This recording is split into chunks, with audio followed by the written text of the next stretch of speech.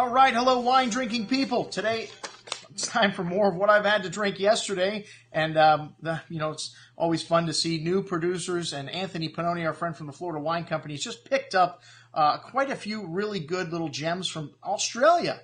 And these wines are all from one single portfolio, Vine Street. And this is an importer that has been around for quite some time and has had a problem finding the right distributor, and I think he finally has with the Florida Wine Company. This is one of the few people that can sell these eclectic wines. And when you're talking Australian wines that are more savory and more light, more European in style, that's not what we're used to from Australia, but that is what the people in Australia like. You know, these wines were so popular for the first 10 years that Gary Mills made these wines. They were all sold to restaurants in Melbourne or around in that area. So there was no need to look for an exporter because he had all the customers he needed right there in South Australia. And Gary Mills worked with the great Paul Draper at Ridge, so that's where he cut his teeth and learned how to make these old world savory wines. And, you know, these wines really, evoke the salivary glands. You know, when you're looking at Riesling here, 12.7% alcohol or whatever the wine was, under 13%.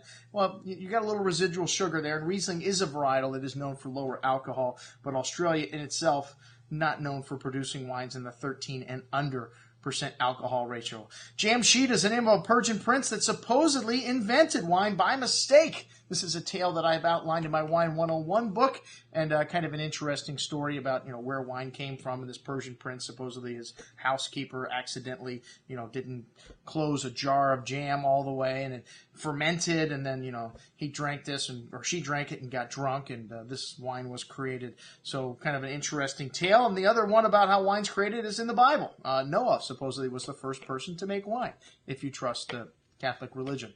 Or, I don't know, the Bible's created by the Jews, actually, originally. Anyways, enough of the history of where wine came from. Jamsheed, these wines are from, this wine's from the Great Western area of South Australia. It's a town just west of Melbourne, an old mining town. And this Riesling here, like I said, a very savory style of Riesling, even though it does have some residual sugar in it. It's got some nice white peach and kumquat fruit, lime citrus. A note of that petrol quality that Riesling is so well known for, and a touch of honey. This 2012 vintage was very late. There was some rains here, and you got some botrytis in the wines. The acid levels here are very high. pH is very low, so you need a little residual sugar in a wine that the pH is that low. It'll just take your enamel right off of your teeth. First vintage was 2003, and this wine's got a nice balance to it, but like I said, you really notice that low pH and that savoriness to this wine, a hint of that mineral and petrol notes on the finish. A very good bottle of Riesling with a really long finish. This wine even better on the second day. The Roussan from Beechworth.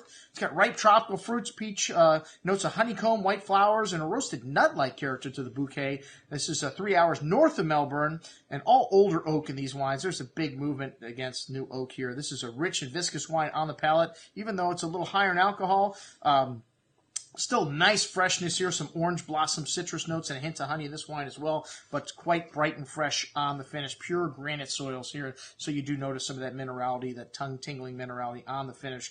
Excellent juice. I like the Roussan a bit more than the Riesling. And then the two Syrahs, one from Healesville in the Yarra Valley and one from Great Western, that Garden Gully vineyard. I'm sorry about that. Let's say that 10 times really quick. All right, this is 100% Syrah, 100% whole cluster, 60 days total maceration. This wine's 12.8% alcohol, and you notice it. This wine's got a lot of green peppery spice notes, the black raspberry fruit, some of that green eucalyptus nuance that Australia is known for also.